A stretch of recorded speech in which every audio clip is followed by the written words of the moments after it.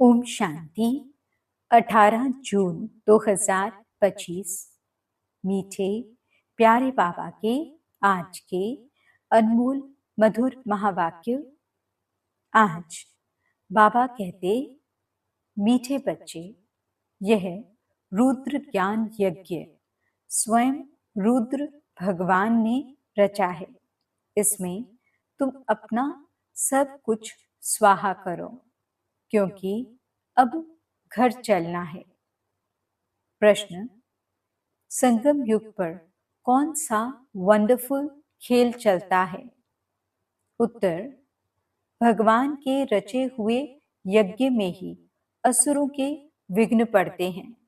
यह भी संगम पर ही वंडरफुल खेल चलता है। ऐसा यज्ञ फिर सारे कल्प में नहीं रचा जाता। यह है राजस्व अश्वमेध यज्ञ, स्वराज्य पाने के लिए। इसमें ही विघ्न पड़ते हैं। ओम शांति। तुम कहाँ बैठे हो? इनको स्कूल अथवा यूनिवर्सिटी भी कह सकते हो। विश्वविद्यालय है जिसकी ईश्वरीय ब्रांचेस हैं। बाप ने बड़े से बड़ी यूनिवर्सिटी खोली है। शास्त्रों में रुद्र ज्ञान यज्ञ नाम लिख दिया है। इस समय तुम बच्चे जानते हो, शिव बाबा ने यह पाठशाला अथवा यूनिवर्सिटी खोली है। ऊंचते ऊंच बाप पढ़ाते हैं। यह तो बच्चों की बुद्धि में याद रहना चाहिए। भगवान हमको पढ़ाते हैं। उनका यह यज्ञ रचा हुआ है। इसका नाम भी बाला है। राजस्व अश्वमेध रुद्र ज्ञान यज्ञ। राजस्व अर्थात स्वराज्य के लिए। अश्वमेध, ये जो कुछ भी देखने में आता है उन सब को स्वाहा कर रहे हैं। शरीर भी स्वाहा हो जाता है। आत्मा तो स्वाहा हो नहीं सकती। सब शरीर स्वाहा हो जाएंगे, बाकी आत्माएं वापस भागेंगी। यह है संगम युग। बहुत आत्माएं भागेंगी, बाकी शरीर खत्म हो जाएंगे। यह है सब ड्रामा। तुम ड्रामा के वश चल रहे हो। बाप कहते हैं, हमने राजस्व यज्ञ रचा है। यह भी ड्रामा प्लान अनुसार रचा गया है। ऐसे नहीं कहेंगे कि मैंने यज्ञ रचा है। ड्रामा प्लान अनुसार तुम बच्चों को पढ़ाने के लिए कल्प पहले मुआफिक ज्ञान यज्ञ रचा गया है। मैंने रचा है, यह भी अर्थ नहीं निकलता। ड्रामा प्लान अनुसार रचा गया है। कल्प कल्प रचा जाता है। यह ड्रामा बना हुआ है ना। ड्रामा प्लान अनुसार एक ही बार यज्ञ रचा जाता है। यह कोई नई बात नहीं है। अभी बुद्धि में बैठा है। बरोबर 5000 वर्ष पहले भी सतयुग था। अब चक्र फिर रिपीट हो रहा है। फिर से नई दुनिया स्थापन हो रही है। तुम नई दुनिया में स्वराज्य पाने के लिए पढ़ रहे हो। पवित्र भी जरूर बनना है। बनते भी वही हैं जो ड्रामा अनुसार कल्प पहले बने थे, अभी भी बनेंगे। साक्षी हो ड्रामा को देखना होता है और फिर पुरुषार्थ भी करना होता है। बच्चों को मार्ग भी बताना है। मुख्य बात है पवित्रता की।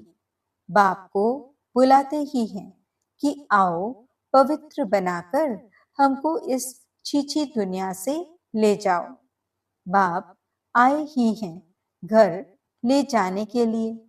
बच्चों को पॉइंट्स तो बहुत दी जाती हैं। मुख्य बात फिर भी बाप कहते हैं, मन मनाभव। पावन बनने के लिए बाप को याद करते हैं। यह भूलना नहीं चाहिए। जितना याद करेंगे उतना फायदा होगा। चार्ट रखना चाहिए, नहीं तो फिर पिछाड़ी में फेल हो जाएंगे। बच्चे समझते हैं हम ही सतो प्रधान थे। नंबरवार पुरुषार्थ अनुसार जो ऊंच बनते हैं उनको मेहनत भी जास्ती करनी पड़ेगी, याद में रहना पड़ेगा। यह तो समझते हो। बाकी थोड़ा समय है, फिर सुख के दिन आने हैं। बरोबर हमारे अथाह सुख के दिन आने हैं। बाप एक ही बार आते हैं, दुख धाम खलास कर अपने सुख धाम ले चलते हैं।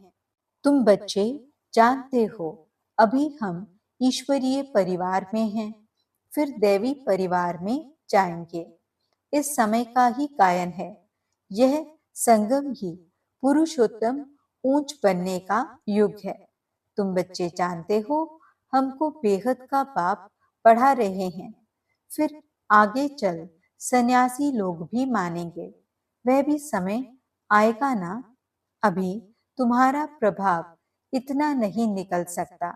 अभी राजधानी स्थापन हो रही है, टाइम पड़ा है। पिछाड़ी में यह सन्यासी आदि भी आकर समझेंगे सृष्टि का चक्र कैसे फिरता है। यह नॉलेज कोई में है नहीं। ये भी बच्चे जानते हैं पवित्रता पर कितने विघ्न पड़ते हैं, अबलाओं पर अत्याचार होते हैं। द्रौपदी ने पुकारा है ना। वास्तव में तुम सब द्रौपदियां, सीताएं, पार्वतियां हो। याद में रहने से अबलाएं कुब्जाएं भी बाप से वर्षा पा लेती हैं। याद में तो रह सकती हैं ना। भगवान ने आकर यज्ञ रचा है, इसमें कितने विघ्न पड़ते हैं। अभी भी विघ्न पड़ते रहते हैं। कन्याओं को जबरदस्ती शादी कराते हैं, नहीं तो मार कर निकाल देते हैं। इसलिए पुकारती हैं, हे पतित पावन आओ। तो जरूर उनको रथ चाहिए जिसमें आकर पावन बनाए। गंगा के पानी से पावन नहीं बनेंगे, बाप ही आकर पावन बनाए, पावन दुनिया का मालिक बनाते हैं। तुम देखते हो इस पतित दुनिया का विनाश सामने खड़ा है। क्यों ना बाबा का बन जाएं, स्वाहा हो जाएं। पूछते हैं स्वाहा कैसे हो, ट्रांसफर कैसे करें। बाबा कहते, बच्चे तुम इस साकार बाबा को देखते हो ना, यह खुद करके सिखा रहे हैं। जैसा कर्म हम करेंगे हमको देख और करेंगे। बाप ने इनसे कर्म कराया ना, सारा यज्ञ में स्वाहा कर दिया। स्वाहा होने में कोई तकलीफ थोड़ी ही है। यह न बहुत साहूकार न गरीब था, साधारण था। यज्ञ रचा जाता है तो उसमें खान पान की सब सामग्री चाहिए ना। यह है ईश्वरीय यज्ञ। ईश्वर ने आकर इस ज्ञान यज्ञ की स्थापना की है। तुमको पढ़ाते हैं। इस यज्ञ की महिमा बहुत भारी है। ईश्वरीय यज्ञ से ही तुम्हारा शरीर निर्वाह होता है। जो अपने को अर्पणमय समझते हैं, हम ट्रस्टी हैं, यह सब कुछ ईश्वर का है। हम शिव बाबा के यज्ञ से भोजन खाते हैं। यह समझ की बात है ना। यहाँ तो नहीं सबको आकर बैठना है। इनका सैंपल तो देखा, कैसे सब कुछ स्वाहा किया। बाबा कहते हैं जैसे कर्म यह करता है, इनको देख औरों को भी आया। बहुत ही स्वाहा हुए। जो हुए वह अपना वर्षा लेते हैं। बुद्धि से भी समझा जाता है आत्मा तो चली जाएगी, बाकी शरीर सब खत्म हो जाएंगे। यह बेखुद का यज्ञ है। इनमें सब स्वाहा होंगे। तुम बच्चों को समझाया जाता है कैसे बुद्धि से स्वाहा हो, नष्टो मोहा बन जाओ। यह भी जानते हो यह सारी सामग्री खाक हो जानी है। कितना बड़ा यज्ञ है, वहां फिर कोई यज्ञ नहीं रचा जाता है, न कोई उपद्रव होते हैं। यह सब जो भक्ति मार्ग के अनेक यज्ञ हैं, वह सब खत्म हो जाते हैं। ज्ञान सागर एक ही भगवान है, वही मनुष्य सृष्टि का बीज रूप सत चैतन्य है। शरीर तो जड़ है, आत्मा ही चैतन्य है, वह ज्ञान सागर है। तुम बच्चों को ज्ञान सागर बैठ पढ़ाते हैं, वह सिर्फ गाते रहते हैं और तुमको बाबा सारा ज्ञान सुना रहे हैं। ज्ञान कोई बहुत तो है नहीं, वर्ल्ड का चक्र कैसे फिरता है यह सिर्फ समझाना है। यहाँ बाप तुमको खुद पढ़ा रहे हैं, कहते भी हैं साधारण तन में प्रवेश करता हूँ। भागीरथ भी मशहूर है, जरूर मनुष्य ही होगा जिसमें बाप आएगा। उनका एक ही नाम चला आता है शिव, और सबके नाम बदलते हैं, इनका नाम नहीं बदलता। बाकी भक्ति में अनेक नाम रख दिए हैं। यहाँ तो है ही शिव बाबा, शिव कल्याणकारी कहा जाता है। भगवान ही आकर नई दुनिया स्वर्ग स्थापन करते हैं, तो कल्याणकारी ठहरा ना। तुम जानते हो भारत में स्वर्ग था, अभी नरक है, फिर स्वर्ग जरूर होगा। इनको कहा जाता है पुरुषोत्तम संगम युग, जबकि बाप खिवैया बन तुमको इस पार से उस पार ले जाते हैं।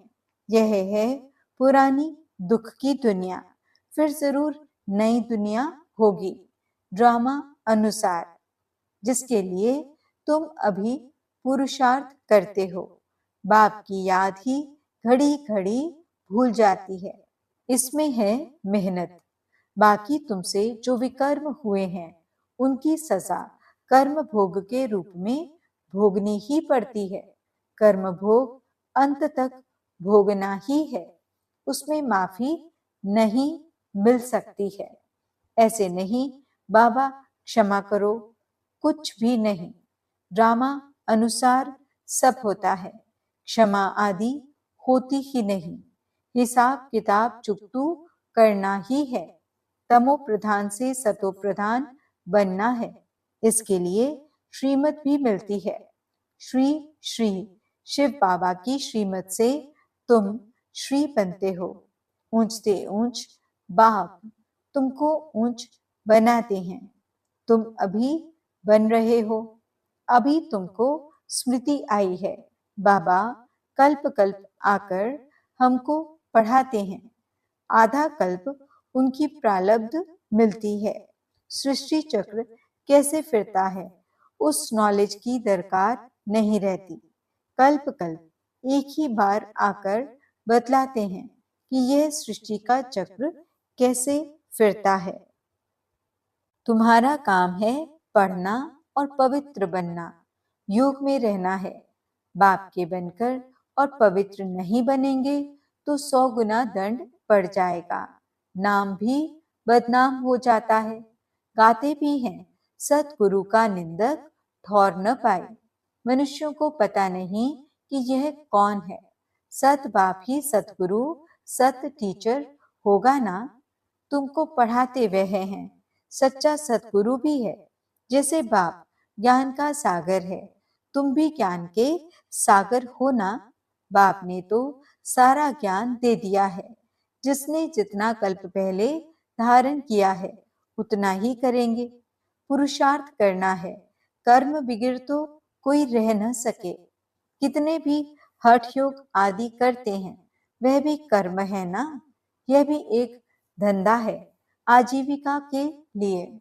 नाम होता है, बहुत पैसा मिलता है, पानी पर आग पर चले जाते हैं, सिर्फ उड़ नहीं सकते हैं, उसमें तो पेट्रोल आदि चाहिए ना। लेकिन इनसे फायदा तो कुछ नहीं, पावन तो बनते नहीं। साइंस वालों की भी रेस है, उनकी है साइंस की रेस और तुम्हारी है साइलेंस की। सब शांति ही मांगते हैं। बाप कहते हैं शांति तो तुम्हारा स्वधर्म है। अपने को आत्मा समझो, अपने घर चलना है शांति धाम, यह है दुख धाम।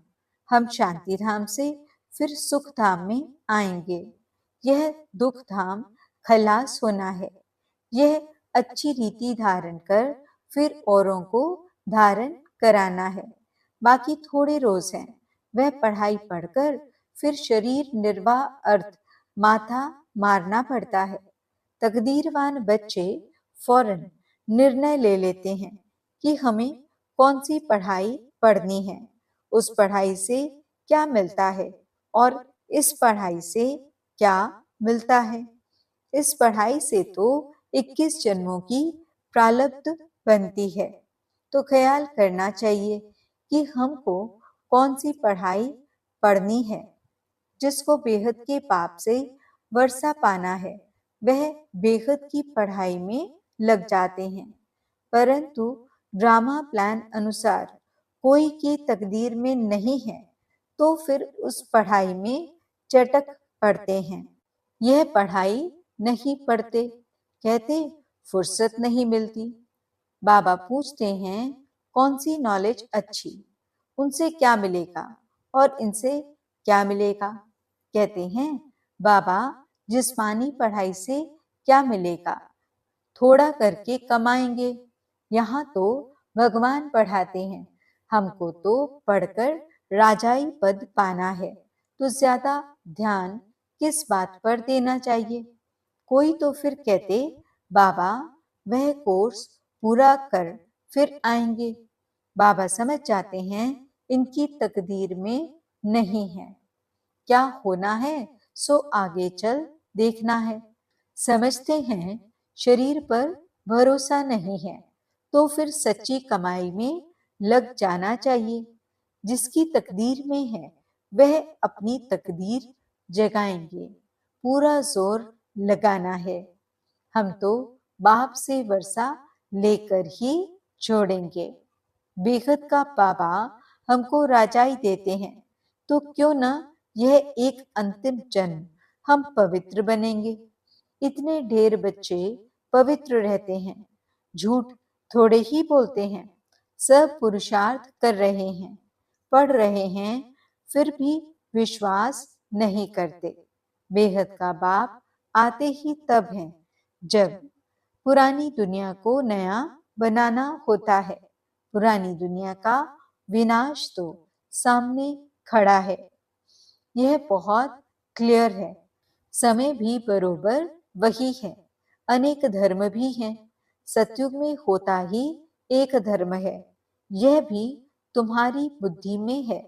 तुम्हारे में भी कोई है जो निश्चय अजुन कर रहे हैं। अरे निश्चय करने में टाइम लगता है क्या?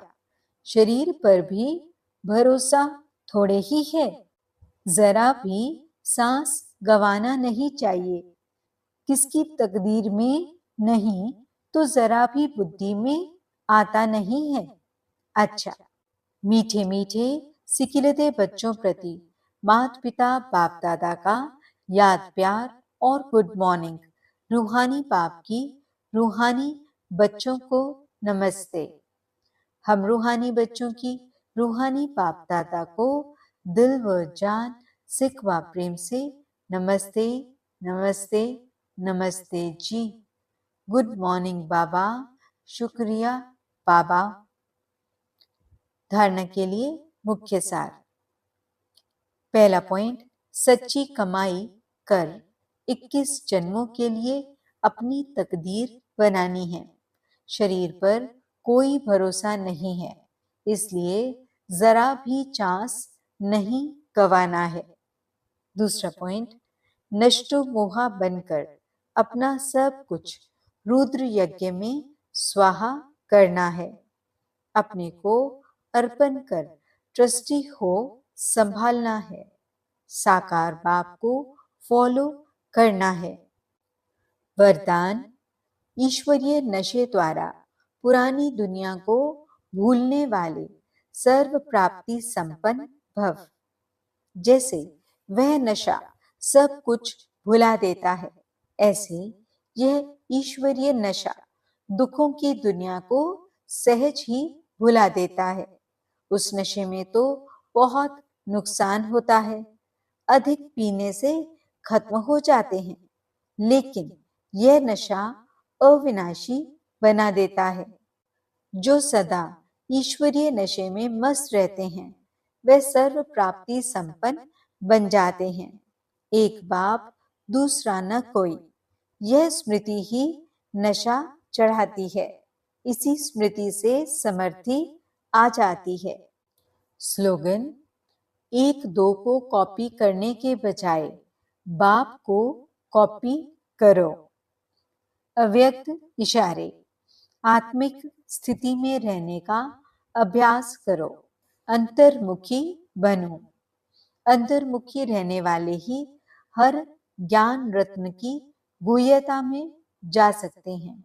ज्ञान की हर पॉइंट का राज क्या है और किस समय किस विधि से उसे कार्य में व सेवा में लगाना है, इस तरह से उस पर मनन करते हुए रास के रस में चले जाओ तो नशे की अनुभूति कर सकेंगे। ओम शांति।